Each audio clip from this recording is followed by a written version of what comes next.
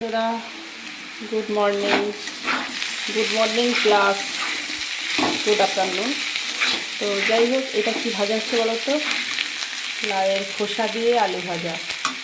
লাউ হয় না, লাউয়ের যে খোসাগুলো হয় সেটা দিয়ে আলু ভাজা, মানে আলু দিয়ে লাউ খোসা দিয়ে ভাজা। ফেলবো কেন বলো, সব জিনিসের এখন দাম কত, ফেলাফেলি কোনো দরকার নেই। ভাজা করে খেলে দারুণ খেতে লাগে কিন্তু।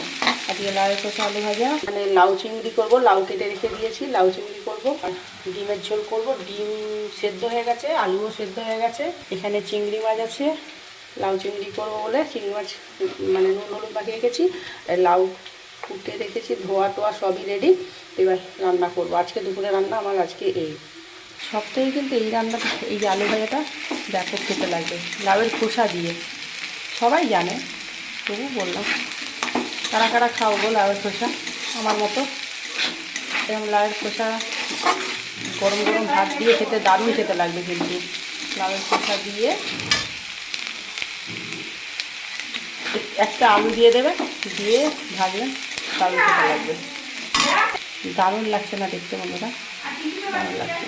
আজকে দুপুরে রান্না কিন্তু আমার এগুলোই, লাউ চিংড়ি, ডিমের ঝোল আর এই ভাজা। মাছ আছে, জানি না কি করব, তো এখন আপাতত এগুলোই। চলো বন্ধুরা, good morning plus good afternoon. তারা